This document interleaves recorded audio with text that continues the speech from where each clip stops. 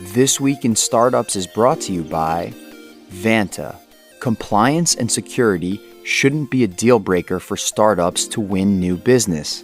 Vanta makes it easy for companies to get a SOC 2 report fast. Twist listeners can get $1,000 off for a limited time at vanta.com/twist. Zendesk. Qualifying startups can join the Zendesk for Startups program and get 6 free months of Zendesk products. You'll also get access to an exclusive community of startups for advice and connections. Visit zendesk.com/twist today to get started. And Coors Light. When you want to reset this summer, reach for the beer that's made to chill. You can have Coors Light delivered by going to get.coorslight.com and finding local delivery options near you. Hey everybody, it's your boy J-Cal here. And it is June in 2020 when we're recording this, and it seems like everybody stopped sheltering in place, and lo and behold, the numbers of people with coronavirus is spiking. Number of deaths still low and going down or flat, so it's going to be a little confusing, and we're going to have to figure it out in 2 or 3 weeks. A lot of speculation. Maybe we're testing more. Maybe young people are getting it and not dying. But it is a very trying and confusing time for everybody. And on top of that, we had the social unrest, and we have the election coming in the fall. For those of you watching this a year, 10, or 100 years from now, I'm just giving you that context because our conversation today is going to be with somebody who has decided to not only do a startup, and startups have 70-80% mortality rate. Basically, if you start a company, the default case is you're going to fail. But this maniac, who I have on the show today, decided he would do a startup for restaurants and hospitality. And as anybody who's ever been in the restaurant business knows, that also has amongst the highest mortality rate. Now, as if that was not enough, I told you the time at which we're recording this, a time in which there is a direct correlation between states that opened up restaurants and the increase in coronavirus spread. In other words, restaurants are a vector, at least on the inside. The industry, hospitality, travel, restaurants has been decimated. However, the founder who is on the program today is going to tell us all about how he thinks we get out of this and what the future holds. And he's been at it for 9 years working on a very interesting company called SevenRooms. And you can go check them out at SevenRooms. That's 7 is spelled out S-E-V-E-N, obviously. And his name is Joel Montaniel, like Daniel, but with a T. And he is the CEO and co-founder. Welcome to the program. Joel, how are you doing? Doing well. Thanks, Jason. Thanks for having me. And you are in the former epicenter of this outbreak, New York City, my hometown. And in fact, you're in Brooklyn. How are you doing personally? Have you, aside from the business case, on a personal level, did you get coronavirus? Did you get tested? And how are you doing? Because in New York, the infection rate hit 25. So I got a 1 in 4 chance of you actually having had it. And I didn't ask you this during the pre-show. So have you had it? Have you been tested? I don't think I've had it. I haven't been tested. You haven't been tested? I have not been tested yet. I would like to get tested. And I do have friends that I know, friends of friends that have gotten it. So that. But no direct friends, just friends of friends. No direct friends. And hopefully the answer to this is no, but do you know anybody who has had anybody who's passed away from it and, you know, is dealing with that? Because New York City was pretty scary there with 2,000 deaths a day. I think you guys peaked at 1,500 or 2,000. Now it's down. I saw Cuomo said yesterday 15. And, you know, he's been very clear that it could be people who were dying already, and they might have died with coronavirus as opposed to died from coronavirus, which is an important distinction. Yeah, so I don't know anyone personally. However, you know, probably 2 degrees of separation away. One of our main investors, lawyer's father, passed away from it. And then I have a lot of friends that are doctors and, you know, some of the frontline workers. And, you know, I hear some of the stories and it's pretty heartbreaking. Yeah, they said it was one friend of mine who works in an ICU said, Jason, it's medieval. Like we are like, it's like a medieval plague, like just people lined up all over this ICU. And that was during the peak, I think, when people didn't even know how to deal with a person who had coronavirus and they maybe were ventilating people too soon. Now we seem to have some sort of treatment. What's it like in New York City right now? I have a lot of friends there who say it looks like New York City in the second week of August, which is, when there's nobody there on a weekend. He said, like, literally, this is like a weekend in August every day. What's it like in Brooklyn? What's it like in Manhattan? What's it like for you? Yeah, that's a good description. It's very post-apocalyptic. No one's walking on the streets. The crowded areas you would imagine are empty. The storefronts are boarded up. It feels like we've been in this zombie apocalypse, if you will. Yeah. More recently, people are starting to come out a little bit more, I think, because of the weather. We're in phase 1.5 of the reopening. So there's starting to be some signs of life. That said, I think, if you imagine the August summer weekend in the city, take half of that, and it's probably the max that it's looking like right now. Wow. And I assume Brooklyn is the same. People have just left. A lot of people have left the city. Yeah, about 1 out of 2 people I know have left the city. They're somewhere on the West Coast because they got out early enough, or they're, if they're lucky enough to have a second home, they're all camping out there. So a lot of people have gotten out. And you have 100+ employees at SevenRooms. I'm assuming you had an office in Manhattan or Brooklyn? We did, yep, right in Chelsea. So in Chelsea, my first office, 19th Street, between 5th and 6th. Where's your office? 27th between 7th and 8th. Oh, wow. You're really over there. I lived in the Starrett Lehigh building on 26th and the West Side Highway. Back when in New York, you could live in a commercial space illegally and hook up your own water and put a hot water heater and do everything. That was old New York, which, by the way, you're basically heading into now, because when a market collapses like big cities are going to, things get really funky and interesting. Like, nobody would ever rent a commercial space for people to live in unless the commercial landlord had nobody else to rent it. And then they would basically, in the 90s, they would just turn a blind eye. Isn't that crazy? So crazy. I'm very curious to see what happens to the commercial real estate market in the major cities. It's a lot of things to figure out there. How are you thinking about your office space and going back? Are you just basically saying, hey, we're just not going back this year, or we'll decide in the fourth quarter? Because if you got 100 people, I'm not sure how many people are in that office, but I'm guessing you're spending hundreds of thousands of dollars a year, if not $1 million, on an office space. Yeah, so majority of our company is in New York. About 90 employees are in the New York office. Oh boy. And, we're really big on people being together. Right. It's one of the reasons why, at least in the early parts of the company, we decided to invest heavily in New York. Yep. So that's been core. One of the things we've looked at is really taking survey data. So we do pulse surveys. And what we found actually is only 15% of our workforce would want to come back into the office. Oh my Lord.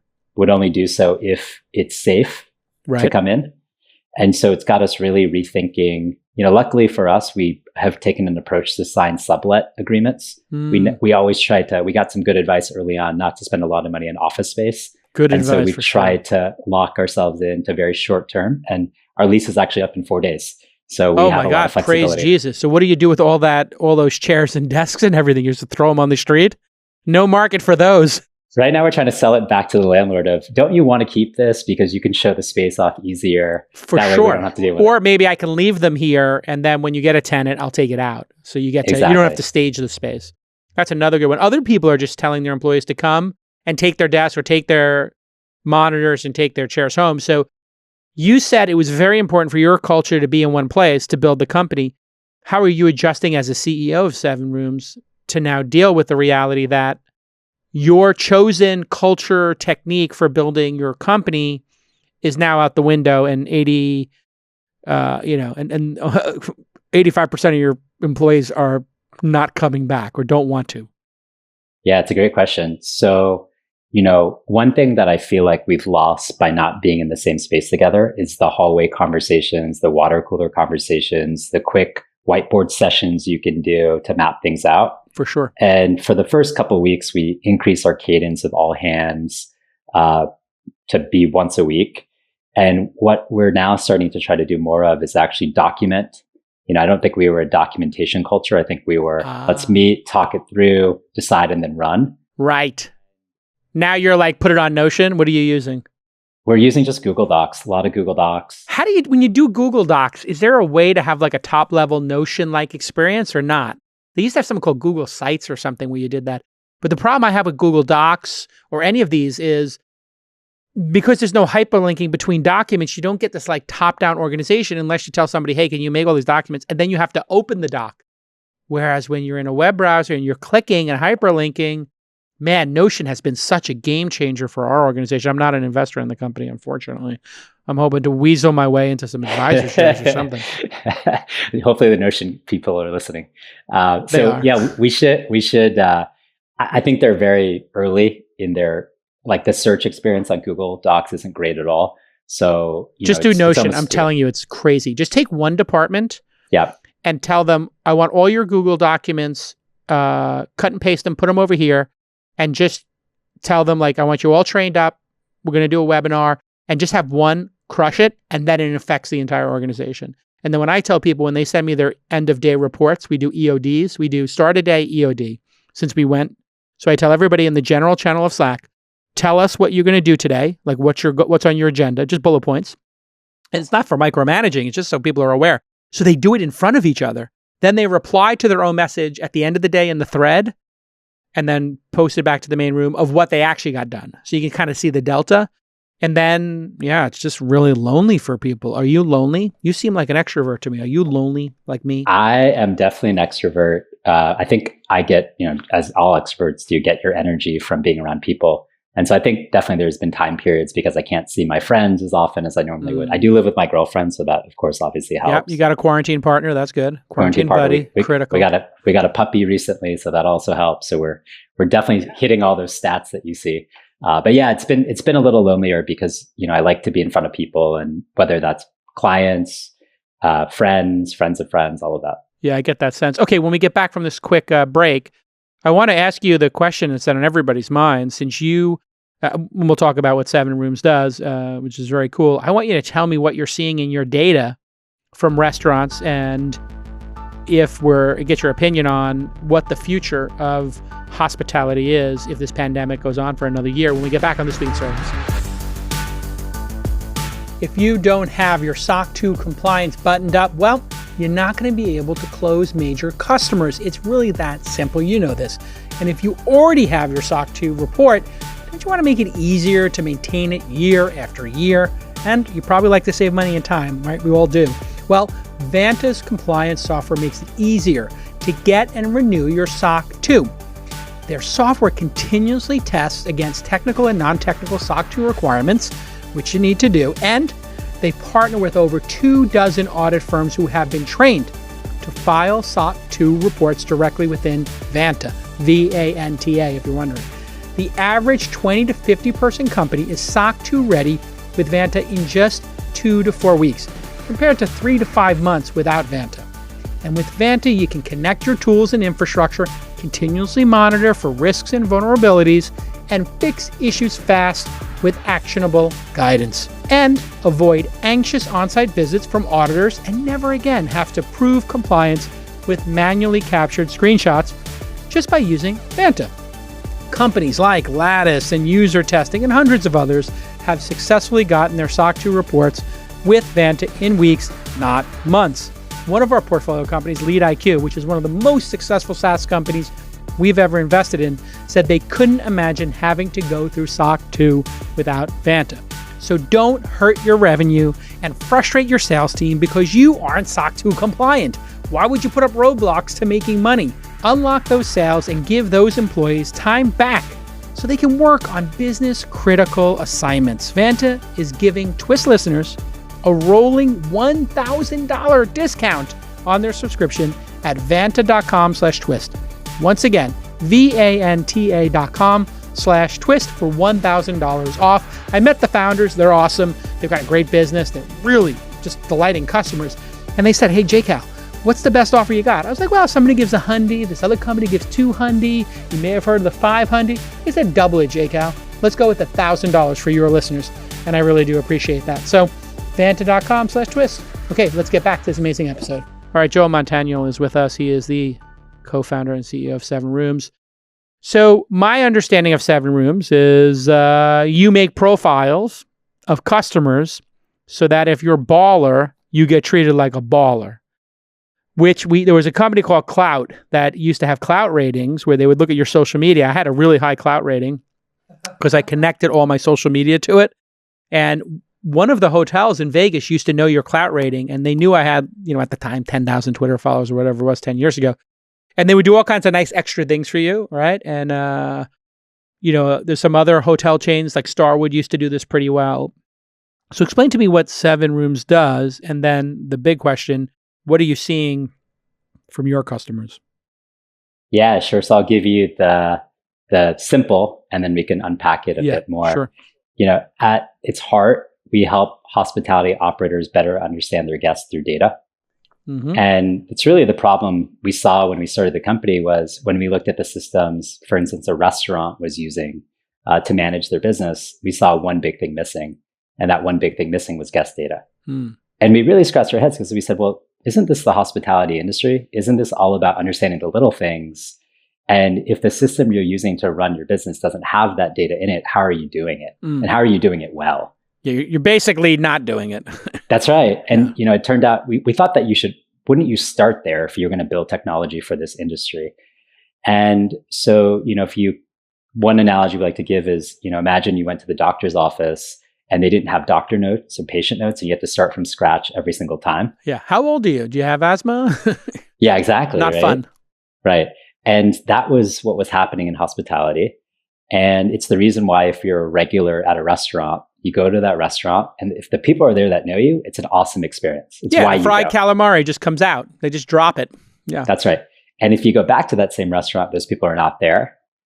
The experience is very different. Yeah. So we really wanted to solve that. And so at our core, we're CRM. And then we really make it come to life through different operational touch points. So it's before a guest walks in, it's reservation, waitlist management. It's also online ordering, delivery, and pickup. When Jason walks into the restaurant, I understand that you've been ordering delivery for the past 3 weeks. How do you know that? That's always the one I was wondering because, you walk in, they're not doing facial recognition or anything like that. It's up to the maitre d' or the host to recognize you. How do you connect my profile to me walking in?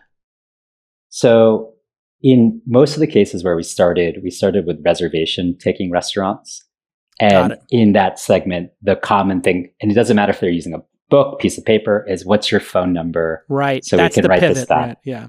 So a phone number more or less might as well be a social security number. So it's phone number or email address. Those are unique identifiers that will establish your profile. And then we track preference data. So if you have allergies, if you like a certain table, and then we have purchase data. And that was the key. We connected the point of sale system, which is where the server's ringing stuff up, to your profile. So for the first time now, the restaurant knows what you like to order. Also, they know how valuable you are. So if you ask the restaurant before SevenRooms, who are your top 10, your top 25, your top 50 customers, they would be guessing. If you took it down a level, how are you getting them back? How are you speaking to them? They couldn't tell you. And, we thought that we could take some of the things other industries were doing really well and bring them into the hospitality industry. It's really interesting because, like I have this ramen place. I love Taishoken in San Mateo here. And they just started opening up again. I saw on their Instagram outside seating, but and they have my phone number because they have the Yelp waitlist product. Is the Yelp waitlist product getting really popular in New York or other places? You see that in a lot of restaurants? Or are they using OpenTable? Yeah, OpenTable more so. There's some other services. So I'd say Yelp is a lot more popular in the West Coast and SF in particular than in New York. And they have this great waitlisting app. But you also work with OpenTable. Does OpenTable let you API in, or are they like closed and they don't want you touching the data in there? It's been an interesting relationship with them, to say the least. Well, they're known as a cantankerous, sharp-elbowed company. Like the restaurants hate them, right? That's right. It's one of those things where... Why do the restaurants hate them? So at its simplest level, restaurants have been using OpenTable, and OpenTable, to its credit, they started off as a restaurant technology platform back in the mid to late 90s. And as things started moving more online, they opened up an online booking component. Yeah. And as it turned out, they first started charging, they charged for both. And their model was 80% subscription fees for the restaurant technology, 20% of their revenue was coming from bookings. And what would they charge for that restaurant technology? If it was a 50, 100 seat place, what would they charge per month? $200 a month, we'll call it. Okay, so super cheap. Super cheap. Right. Yeah. And that's the one that gives you like the touchscreen with the visual of all the tables mapped out, and then the host can then click, okay, Jason and Joel are going to sit here. We'll put them on this two top. They click it and they take you off the reservation list. Exactly right. Exactly right. And then as online was coming up, the online booking component became more a part of their business. And so it became the other way, the other 80-20. And they started pouring more of their dollars into the consumer portal, not into the restaurant technology. And so it built this attitude in the restaurant community of, we're your customers, we're the ones paying your bill, but we're getting no innovation on our side. And that's really what we set out to solve was, instead of trying to create our own consumer portal, let's just focus on the operator. Let's give them the guest data. Let's give them the tools that they need to be successful. And let's think about OpenTable as a great marketing channel, which it is, and give operators the choice and control to use both. Don't they also charge like $1 per cover? So every seat is $1. So like if your average ticket size is $100, it's 1%, but that's the highest end restaurant. For a $30 per, $20 to $30 per restaurant, you're talking about a 3 to 5% vig, right? So if we're going to the ramen place, you probably spend $25 a person.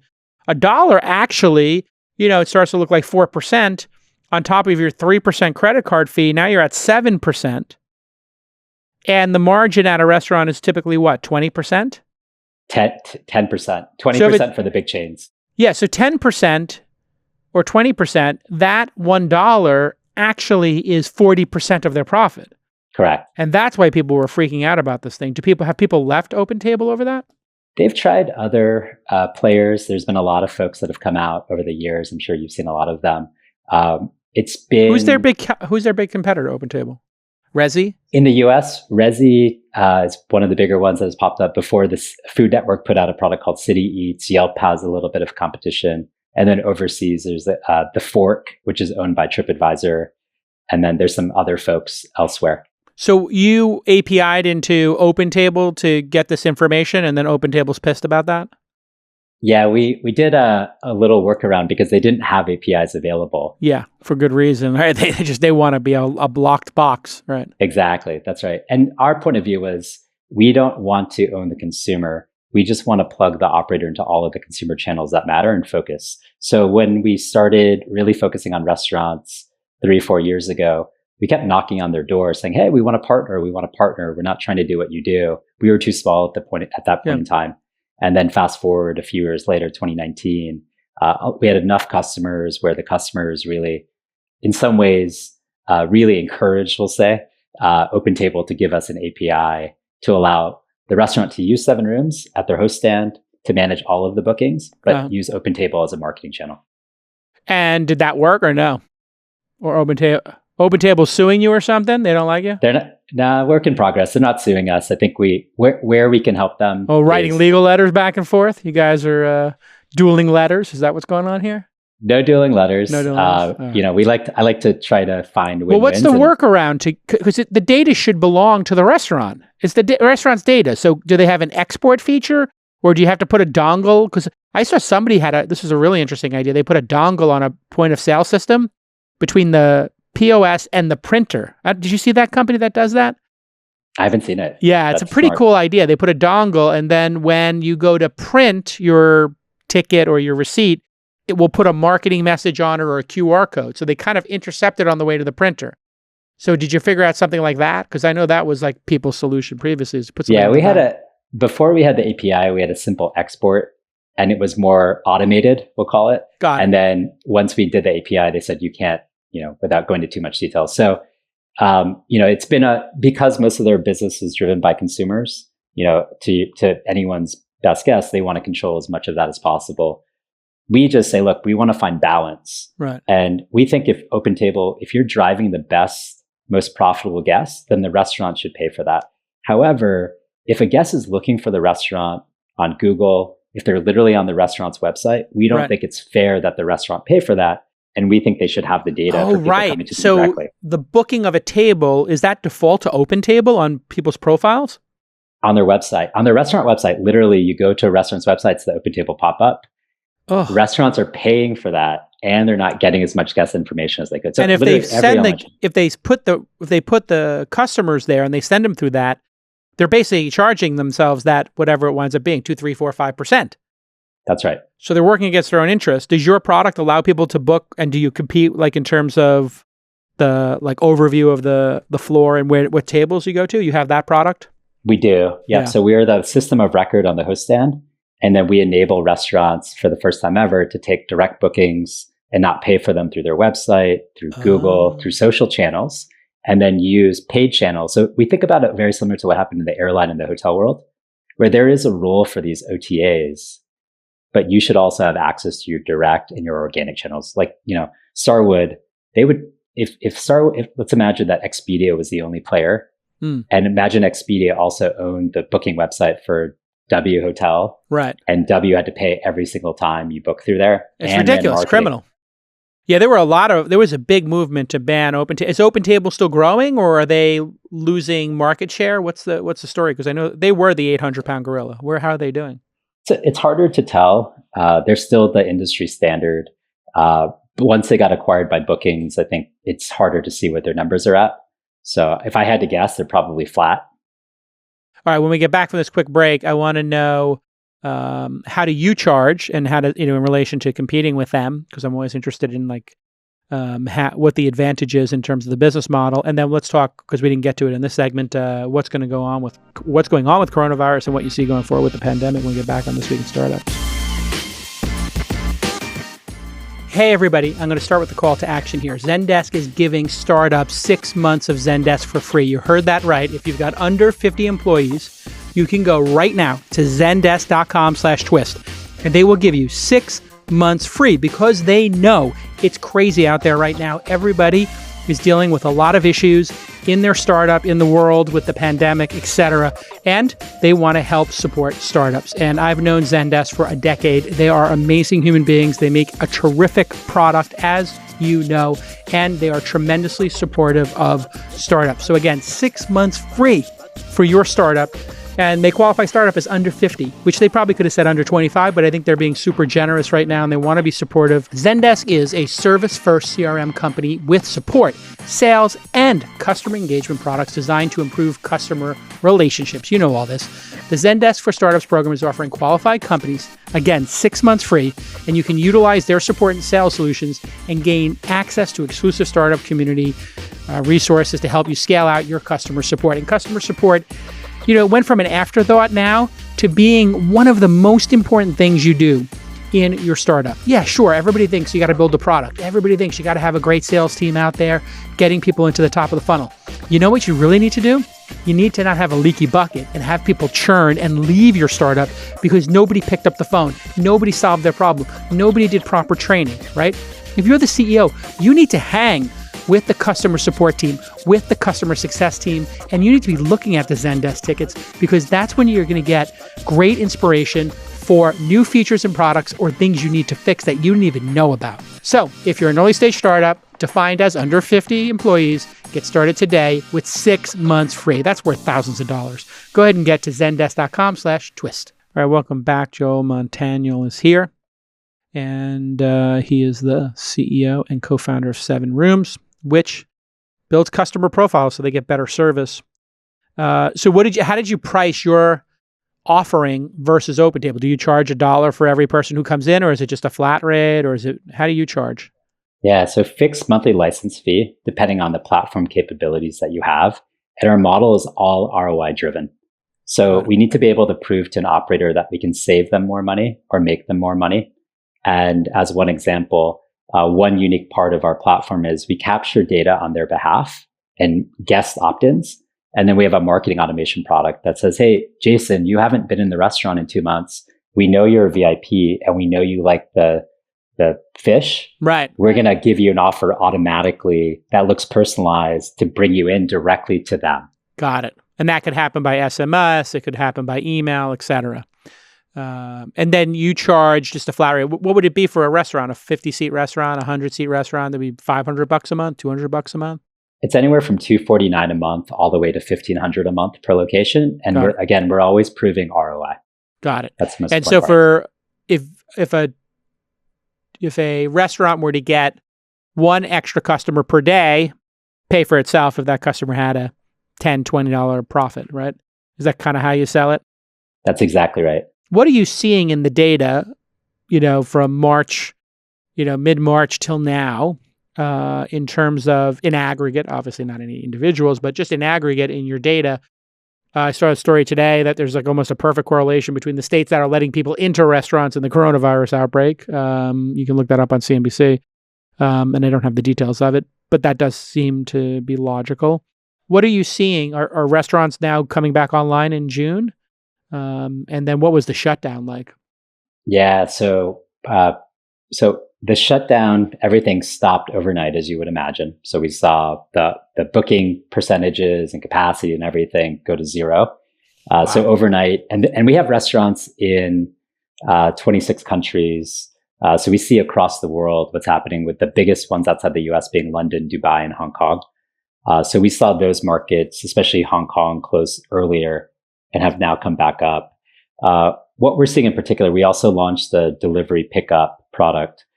We saw, of course, delivery, as you would imagine, spike. And in particular, what was interesting is pickup really spiked. What would you have a thesis on that? People don't like to pay the fees? I think two things. One, it's a way to justify getting out of the house. Right. And two, actually, what you're finding is this brand association. And what I mean by that is this. There was a Wall Street Journal article maybe about a month ago that actually, I don't know where they could pull the stat, but it said 30% of delivery drivers taste the food, which is gross, right? Yeah, okay? Gross. Thanks, dude. Thanks, dude. You just ruined it for everybody. There's no way that's true. And if it is true, I am not. I don't know where they got that stat. Oh, my Lord. Don't they seal them and put a sticker on them and tie it really tight? They need to, they should. So where I think people are doing pickup and delivering, this is actually great for the brands, is going straight to the brand and going and pick up. You are going to pick it up yourself. I know the person who probably made it, they already know what their spaghetti tastes like. They don't need to try it. Yeah. And so I think it's partly so people are pinching French fries. This is what's going on. People are taking a little pinch of French fries thinking we're not going to notice. We probably won't. Oh, so gross. Well, the other thing is pickup is amazing. We have cloud kitchens by our office here, Travis's new company and Diego's company. And it is so fast and cheap to just walk across the street or walk a block and pick it up that I think that's going to be the future of all this is, just like there's a Starbucks every 3 or 4 blocks, there'll be a cloud kitchen every 3 or 4 blocks. Absolutely. And why it would be it's faster to just pick it up and you get your food hot. That's the other thing is like, I love Uber Eats. I love this stuff. But sometimes I'll order my ramen and I'm like, wait a second, they're going the opposite direction of my house. It's like, oh, fuck, they're doing another route. They're dropping somebody else's ramen off. And right. This is a message for Uber Eats. There should be a button that says, premium, I'll pay an extra $5 to have this delivered direct. Straight to my door, VIP service, something Absolutely. like that. Absolutely.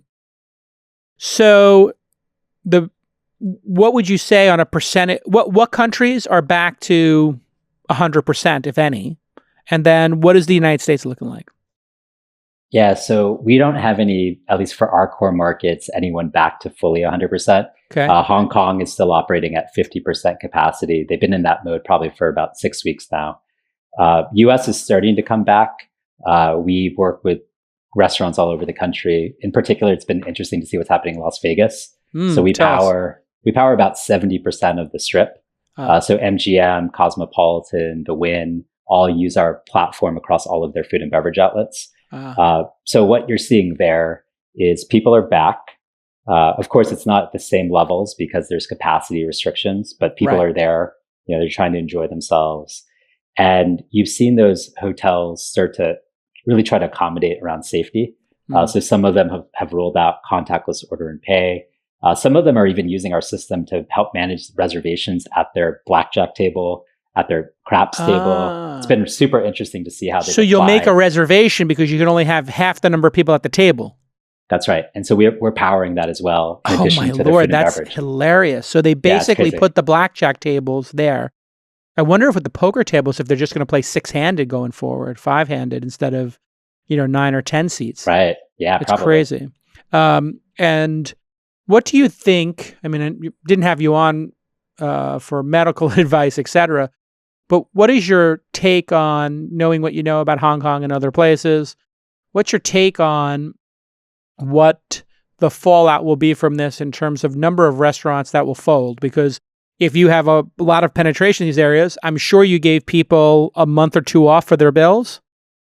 Yes. Yep. You had to do that proactively, or?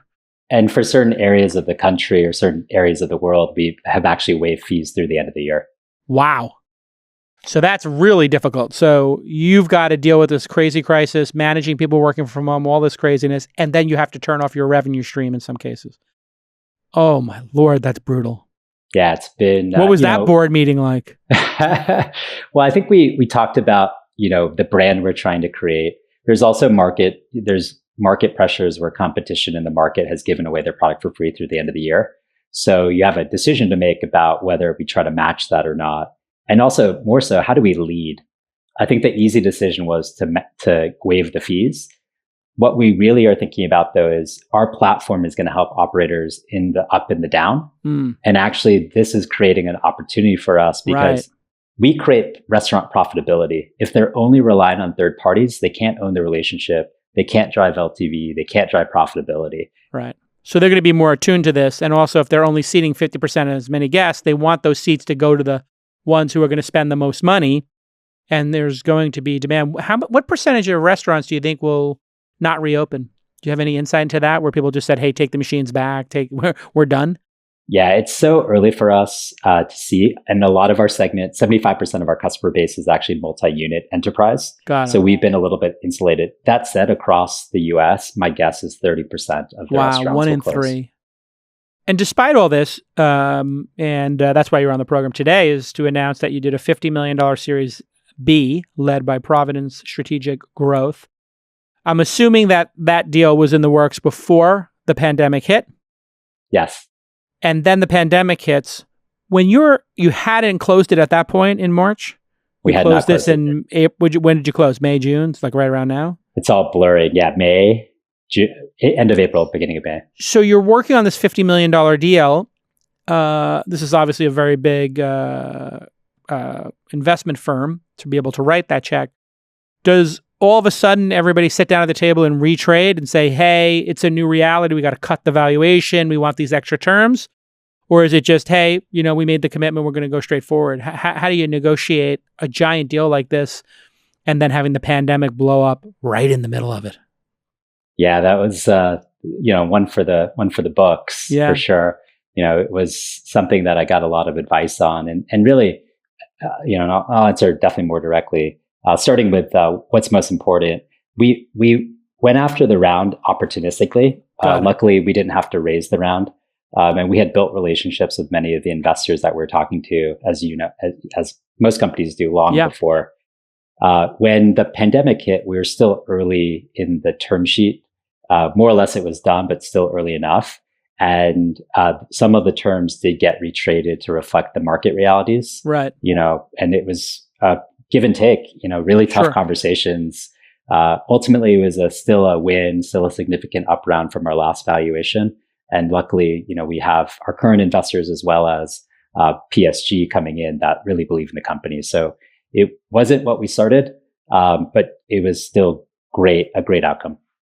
That is pretty amazing. When we get back, I mean, just wow, I can't imagine how anxiety producing that must have been for you in April, May, trying to close a deal while you got to take care of employees, while you got to take care of everybody. Hey, when we get back, I want to talk about the customer experience. I know you have some ideas and some new products coming in terms of voice recognition. I know a lot of these hotels are putting Alexas in their rooms, and people's expectation is getting pretty high in terms of service. And I suppose people are going to have those expectations get even higher when they realize that the restaurants really need their money and the hotels really need their business. So hotels are going to really need to step it up. So I want to know what the future of that is in personalization and voice when we get back on This Week in Startups. All right, founders, you've probably had a really long day. Maybe you were on Zoom calls for 5 hours like I was. Did a little workout on my Peloton, did a little tonal. Man, it was a long day. I've been on that Zoom, and you know what time it is? It's time for me to close my Dell laptop. And, you know it, I'm going to crack one of those Coors Lights and get a nice crisp sip. Love a crisp Coors Light. That's right, brewed at the ice cold Coors Brewing Company in Golden, Colorado, which is a big startup scene, you know. They are made to chill. There is no doubt that summer is going to look a little different this year. We're going to have no festivals, weddings, sporting events. A lot of things are not on the board, but just because your plans have changed doesn't mean summer is canceled. Nope. Even though these last couple of months have been a bit crazy for all of us, Coors Light wants to make it easier to chill this summer. Born in the Rocky Mountains of Colorado in 1978, Coors Light is refreshing, crisp, and only 102 calories. Yum, yum. So, starting this summer, I'd like you to chill out, just like your boy J. Cal, with a crisp Coors Light. Maybe you listen to the pod and crack one open when you're on the back porch, listen on your AirPods. When you want to reset this summer, reach for the beer that's made to chill. You can even have Coors Light delivered by going to get.coorslight.com and finding a local delivery option near you. As always, you got to celebrate responsibly, you know that. And Coors Light Mountain Cold Refreshment is made to chill. Welcome to the program, by the way, Coors Light. So delicious, so crisp. Hey, Nick, you having one in the booth? Engineering? Okay, he's cracking one open. Take some time. Chill out. Crack open a cold Coors like I just did. All right, Joel is zooming in here to This Week in Startups to talk about SevenRooms, his startup, which builds profiles on customers to delight them and personalize their service. Been really genuine and transparent about how difficult this has been for him, and I appreciate that on behalf of the audience. Let's talk positively about customer experience.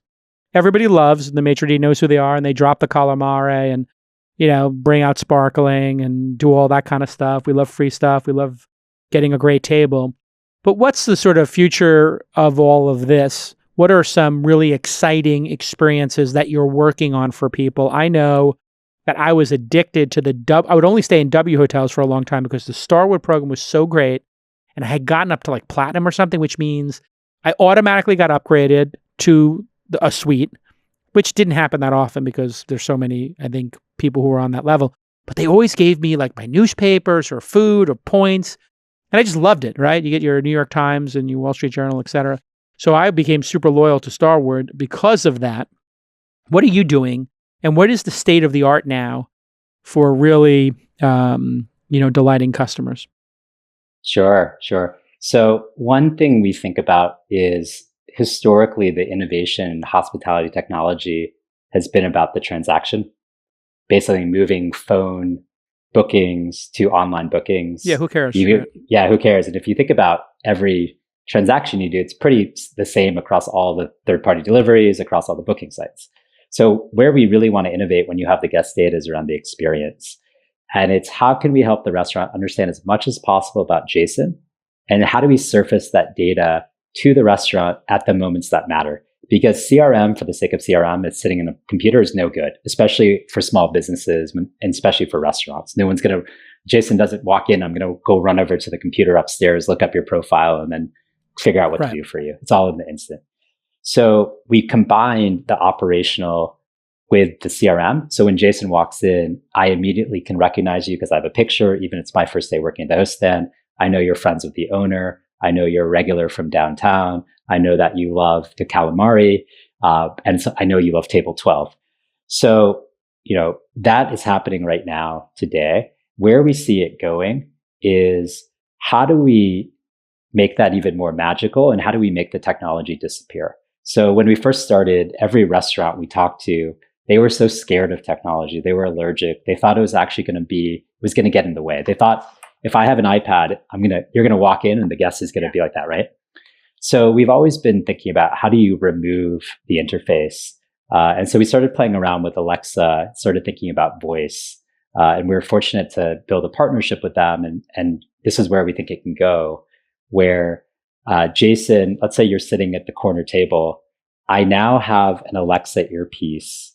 And instead of having to run over to an iPad, instead of even looking at my Apple Watch, I can say, oh, that guy looks really familiar. In my earpiece, I can say, Alexa, tell me who's on table 7. She's pinging our system. And that's Jason. He's friends with the owner. He's a regular. He's celebrating his birthday tonight. And his favorite wine is this.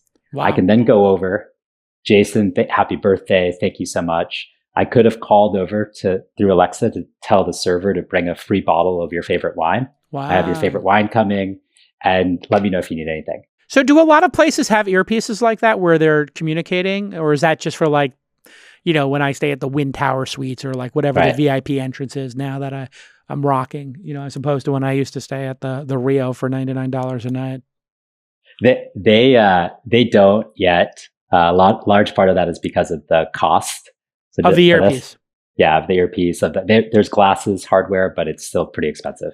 That's going to be amazing. Now, are any of your customers querying you about facial recognition? And, I walk in and it says, oh, that's Jason, and it just pulls it up.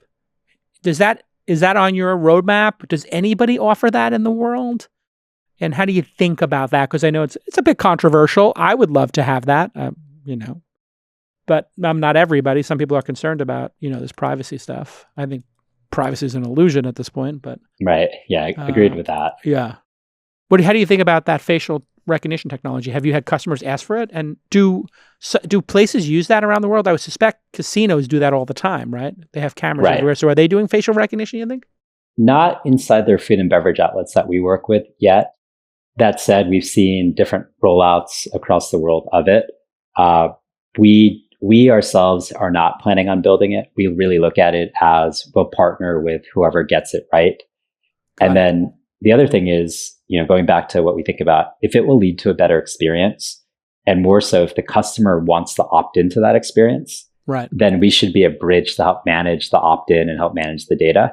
And so, we really think about whatever new touch points get created will be a platform that those touch points can be plugged into. Does anybody ever complain about like people knowing about this stuff? And how do you instruct people to not make it creepy? Because if I don't know the hostess or the maitre d' or the host, and they come over and they're like, oh, Jason, how are you doing? And happy birthday. And last time you were here, you ordered extra pork on your ramen. Some people might think that's creepy. Do you ever have that happen? And how do you keep personalization from dipping over into creepy? Yeah, it's a really great question. So, the first thing is, I think the hospitality world, and more specifically restaurants, I always say, I think they invented personalization. Right. For sure. And this industry has been doing this without any data for such a long time. And I think people working in the industry are naturally predisposed to remember things. So the person working in the hotel, remembering that you like the room by the front, or that you like your pillows a certain way, or that you have a coffee that you want to go get. So I think for years and years and years, the industry's already been doing it. There's different hotels that will do a roll call. All right, this family's coming in. Their son was 12 years old. He's on the basketball team. Their daughter loves chocolate chip cookies. And so I think hospitality is in an interesting place where it's one of the few industries where people actually want you to know more because it will lead to a better experience. And so what hasn't been done yet is the bridge between the consumer and the operator, and a way to collect it naturally has not been created. That's what we're really focused on working on. How does the GDPR look at this? Like in Europe, are you allowed to collect all this stuff, or do you have to get explicit permission? How do you navigate their really stringent rules? Yeah, good question too. So they look at it a lot more stringently than we do today. We have capabilities built in to be GDPR compliant. So if a person in London calls in and complains, there's a way the restaurant can delete their profile, show proof of that, all of that. And of course, they have to be extra careful about marketing opt-ins as well there. Right. And then is there a way for me to go to your site and say, tell me everything every customer you have knows about me? Not yet. However, we are thinking about, how do you make it? Because a customer shouldn't have to tell 200 restaurants that they have a shrimp allergy. Exactly what I was just thinking about. Like, why can't I build my profile and be like, hey, listen, I'm baller. I want you to know I'm baller. I'm coming in hot and I want a great table. Exactly. And so, that's where we think mediating what the guest wants the restaurant to know is part of our thinking. And not every single time, not every single situation do you want the restaurant to know it, but sometimes you do. Right. And you should be able to let them know it when you do, and your history should carry with you whenever you want it to, wherever you want it to go. You should just do, I think if you said, if you allowed me to come and type in my email and my phone number, confirm it's me, and the value proposition of knowing what restaurants know about me and being able to manage it would be enough to get me to go there and then consolidate it. So I think that's kind of interesting for top level folks as like bait, right? Like, hey, you can see your profile stuff, but I would love to be able to fill that form out and then share with all the restaurants proactively. Do you track the percentage tip people give and then put them into buckets, high, low, medium? We do track the percentage tip, and then we have rule automation where if the restaurant said, okay, anyone who leaves a 25% tip or more, automatically tag them as this. And then maybe that might mean you get invited to the friends and family opening of their next. So we have a way to wire up all the data points. Great tag automation. What do you do with the guy who tips like 40% consistently minimum? It's up to the restaurant. Yeah. So what they did, they make the buckets, so you don't have to say like we're saying you're a cheap tipper, you're great. That's right. There's also who are the bad tippers, and telling the waiters who the bad tippers are. See, that's a little controversial, maybe, but I think the servers need to know that information. That this is a cheap, annoying customer. There are inappropriate a-hole customers, and you should know that this person was rude. Do people get to I know that they can do whatever they want with their own data, the restaurants. Do restaurants mark rude customers? They mark low tippers? And then how do they use that data in your experience? Yeah, we've seen them mark customers like that. One of the tags you'll see is handle with care. Handle with care. Yeah, HWC. Handle with care. Oh, so that means a toxic person. That could be a Karen. I don't know what a male Karen is. What do they call it? Steves? Are they Steves? Jason. Not a Jason. Jason comes in hot with the big. Put a hundy. They put a hundy in there. So they do handle with care is the code word. What's another code word? Give me an insight. Yeah, NFU. NFU. No effing. No, you tell me. No fuck ups, which basically means whatever this person wants, they're baller, they're so close to the owner, whatever they want. They can literally be a huge asshole. NFU. NFU. But they're going to probably leave a big tip and they're going to order the most expensive one. That's right. And it's giving the team that data is so important because they haven't had the data before us. And it was impossible, good or bad, for them to really manage that experience. Now, when someone walks in that is friends with the owner, they're going to think a little bit differently. Now that someone walks in, we also auto tag negative reviewer. They might put their best server, or they might send something over that's nice for the guest because they know what the past experience was that they can now rectify. Well, and the handle with care people, like if it doesn't come out medium rare, it's going to get sent back. So let's just be on top of our game. That's interesting. Do restaurants ban people, and how do they handle that? Like if we have something we call the do not fly list here internally. And our do not fly list is you came to one of our events and you harassed somebody, or you were otherwise a jerk, or we had somebody tweet something like really offensive, while they were at an event, and we're just like, we ghost them and we put them on the do not fly list. So then when they sign up for anything, they don't actually get any updates. They just get ghosted. We have that ghost list. What do restaurants do, and what do they call it? Some of them call it 86. 86, so right? The 8x6 grave. Yeah. Which is when you 86, when all the lobster's item. gone, you 86 right. the item, which what I heard when I was a waiter was an 8x6 grave. Did you know that? I didn't know that. Yeah, that's what I was told 8x6 meant. Oh, wow. A grave, yeah. Got it. Interesting. Got it. Yeah, so they'll 8x6 or 86 you, and that actually, when you call in, your profile will pop up, and they'll see it. That's what one of the other benefits, or or they'll see that you're a regular, and this is your first time calling in, or they see, so it's all about how do we give them that bite-sized information. And then how does a restaurant say your business is not welcome? They say we just don't have reservations available for that night. Mm-hmm. So that's their version of ghosting. Sorry, we can't accommodate you. We'll put you on the wait list. We'll put you on the wait list, and you'll never get back. The priority wait list. Well, we have a bit of that ourselves. Yeah, and that's super interesting to me, is avoiding those people. This is my dad had a rule, because when I was young, I really was thinking about entrepreneurship, and in my dad's restaurant, I said, we should do 2 for 1 if people get here, come at 5 o'clock, because people don't come in until 6:37. We got all these empty tables at 5. Why don't we do 2 for 1 or something? And he was like, the people who come in for 2 for 1, they're just cheap, and they're going to go through 4 loaves of bread, and they're going to be annoying, and they're going to steal the salt shakers. It's just not worth it. We don't want them here. And I was like, oh, Pop, that's interesting. My dad knew at that time what customers to turn away, in addition to which ones to go after. But people don't understand this. There's a super easy way if you want to get a reservation to any restaurant. And every time I have a new assistant, I train them on this. And I would say on a Friday or Saturday night, I can call in to the top 4 restaurants in any city, and I can get a table in 2, 3, or 4. So when I go to a city, Joel, I just tell my assistant, tell me the top 10 restaurants, look at Eater, look at this, look at the local paper, give me the top 3 or 4, book me a table both nights. I'm in Park City. I want the best restaurant Friday and the second best one Saturday. Get me a table of 6. Then I figure out who I'm going to invite, because I'm a foodie. And I'm going to give this to you now, Joel, because you will appreciate this. My assistant calls.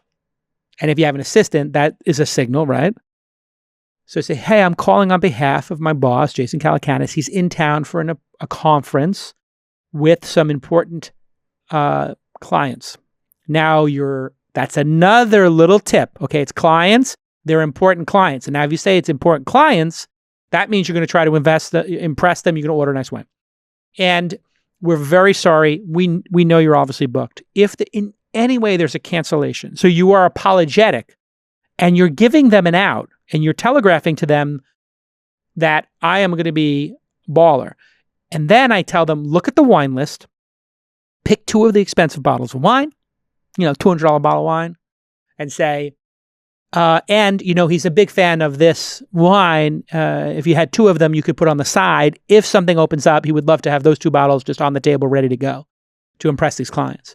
And again, I apologize profusely, and I know it's ridiculous for this call, but I'm sure you get a cancellation once in a while because somebody can't make it or something, somebody flakes, and they're like, oh, yes, let me have your number. When I tell you this technique works 3 or 4 times, sometimes 4 or 4 at the best restaurants. Because what I just telegraphed to them is $400 in alcohol, 6 people. They know we're going to get a 3rd bottle. We know we're ordering dessert. We're going to get some aperitif or something. And that's the other power move. If they got a dessert wine, you just pick the dessert wine, which is usually $200. And now it tells them everything they need to know. Yeah. Everything you need to know. That's so smart. It works every time. And that's my gift to everybody in the This Week in Startups audience. Yeah, you have to be able to order $400 of wine to make this plan work. But boy, does it work. No wonder they don't give me the tables. What is your technique? How do you get tables when it's hard to get a table? Now that we're not going to, it used to be hard in New York, right? Just last year, it was brutal, I heard, to get a table in New York. Yeah. What's your best techniques? So I would recommend, I usually go on the weekday nights. I try to sneak in. Yeah. However, if you're trying to make an impression, the first time you go, I recommend buying 1 or 2, but usually 2 nice bottles of wine. And they'll mark you down actually as a wine spender. And actually, so the signaling that you gave actually tells them that already. But that's if you're not using Jason's technique, which is a really good one, then the other thing I would add is when you do go to the restaurant and they don't know you and they didn't mark those things down, or they're not using SevenRooms for that matter, you should buy 1 or 2 nice bottles of wine, and I guarantee you'll get a table pretty much 90% of the time you call next time. Wow. What other techniques are good? What other techniques are good for being a great customer and getting treated really well? You have any other hacks? Yeah, I think just obviously calling ahead of time.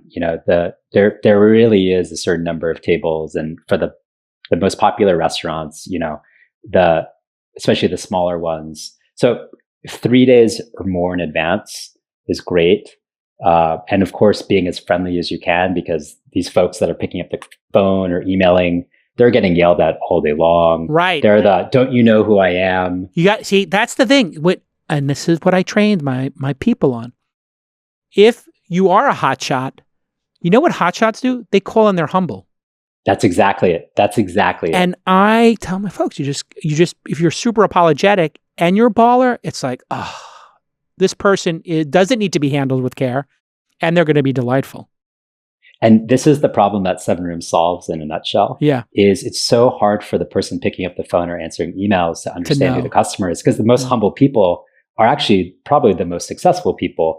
And so when you call in, we can pull up your profile, or when your assistant calls in, so they know without you even having to tell them. Mm.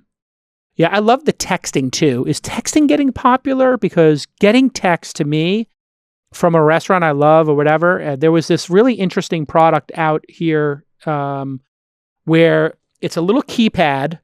I forgot the name of it. You'll certainly know it.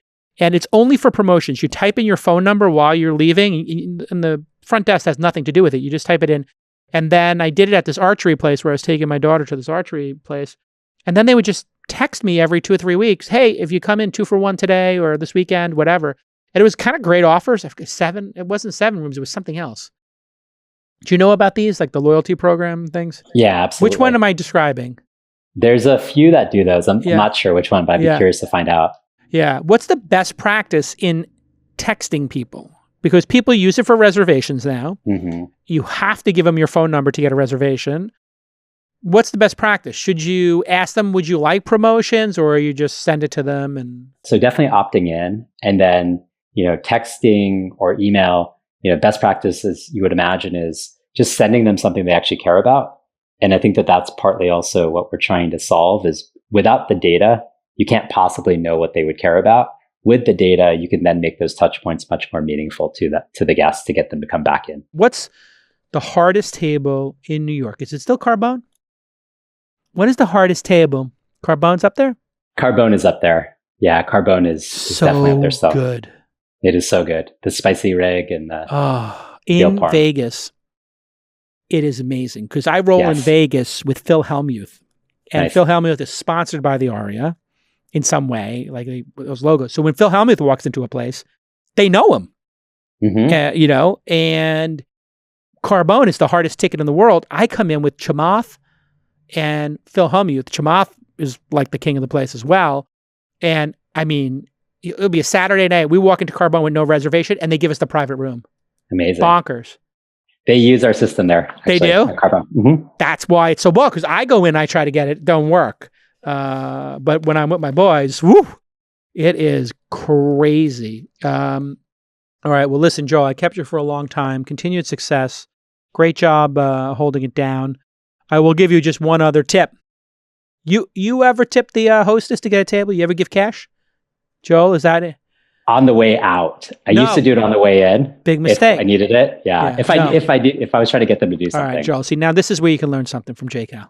Okay, because I know I'm learning a lot still. All right, I'm just giving you the 80s, 70s, and 80s, and how we rock things in Brooklyn back in the day when Brooklyn wasn't cool. I know you're in Brooklyn, you're in the cool part, but I came from when it wasn't cool. We go to Manhattan, and this is how we got into China Club and the Palladium. Take a 50, not a hundy too much, 10 too little, 50 right in the middle. Right? Because you're going to dinner with 4 people, 6 people. It winds up being an incremental $10 a person. No big deal. You got to keep 50s online. So you got to keep, like 10 50s in your safe or wallet, whatever. You fold it twice. Now, when you got a 50 folded twice, it's going to look just about, for people who don't know, it's kind of the size of a matchbook, right? So just go ahead and fold it twice. Looks like about that, right? Yeah. See what I got in my hand there? I'm doing the visual for you, for those of you who go to the YouTube channel. You take it, put it right here in the palm, and then your thumb holds it, okay? You see what I got? Yeah. Got the thumb holding it. Now, if my hands are down, you don't see it. Now you see it. Now you don't see it. Not in this hand, it's in this one. You walk up to the reservation desk, and you put your hand, one on the top, and then one maybe a little bit, beneath. And you look the person in the eye and you say, I am so sorry. I didn't make a reservation, or my assistant might have. I don't know. Maybe you can check. But if there's anything you can do to help me, I would really appreciate it. And then very much on the side, you show the 50 and you turn over and you say, what's your name? Oh, it's John. Great to meet you, Susan. And you shake their hand and you put it right in their hand. Boom. I have done this 100, 200 times in my life. Nice. One time it didn't work. Now, the fear you have, what's the fear you have in giving that 50? What's the fear you have? That they can't help you. That you give it to them and they take it, but they can't help you. Right. That will never happen. It's an irrational fear. They would never take the 50 and then not do it because you could complain to the manager and they could lose their job for taking the 50 to begin with. Now, they're allowed to take tips, but this is a big tip, and to take it and then not do it, it would be a disaster for that person if they got caught doing that. And one time in probably the 200 or 300 times I've done this in my life, the woman, it was at Asia de Cuba in New York, which was a hot restaurant in the 90s. She came back to me and she said, oh my God, you're so sweet. I can't do it tonight. She gave me the 50 back and she said, but I got you 2 seats at the bar. That's the one time it didn't happen. And she refused to take the 50 for giving me the seats at the bar. You have to tip on the way in, everybody. Hit the hostess, hit the maitre d'. It's $20 is okay. 50 if you're baller, 20 in a small joint. That's it. I gotta get at least a couple of 50s. You're not even rocking 50s? Up somewhere. Come on. You got to get back on the cash tip. This is killing the economy. And this is why you all can't get reservations and you're not baller. It's because you don't got cash. The other thing I would do is when I would go to Vegas and I would ask them when I was cashing out, hey, can you give me $300 in twos? Can you give me $500 in twos? They have $2 bills. They give you whatever you want in Vegas because in Vegas, they know some people are superstitious and they want $2 bills. I would keep $1,000 in $2 bills around. And usually in my office in a lockbox. They're not in the office right now. But anyway, I would keep a lot of those around. Then whenever I went to a valet, I would give 2 or 3 $2 bills. And I'd say, hey, here's this for luck. Every time I pull up, they go, $2 bill guy. There you go. Wow. $2 bill. So I gave you 3 techniques. It's memorable. That's the thing. It's memorable. So I gave you 3 techniques, Joel, and you shared a lot with the audience.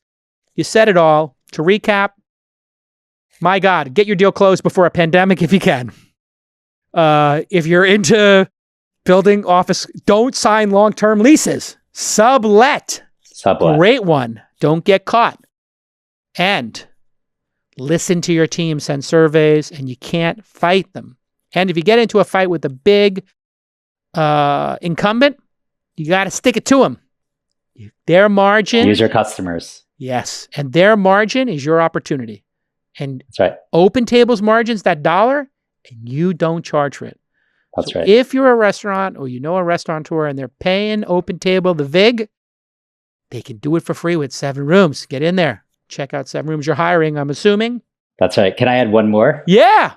Just one more that I didn't mention I should have is in the deal process, having really supportive existing investors and board members, and Dinesh Moorjani from Comcast Ventures led our Series A and phenomenal advocate for the business and really helped get the deal done and work through all the complexities. Well, listen, I wish you the best, Joel. Thanks for coming on the podcast to announce this is the first podcast where you're announcing the $50 million Series B by PSG, Providence Strategic Growth. And, that's an important tip. A lot of people want to come on the pod now. Best time to come on the pod. We don't take pitches, but if you were closing a giant round and you were committed to announcing it here, that might, it might be like the 50. Might be like the 50. You kind of did it, Joel. You called and you said, hey, put 2 bottles of, of Opus 1 on the side here. Give me a magnum of Screaming Eagle. And look, here we are. All right. So grease the wheels is my best advice. Stay safe, Joel. And take care of my hometown, Brooklyn. And thanks for holding it down. Great job on the pod. We'll see you all next time on This Week in Startups. Bye-bye.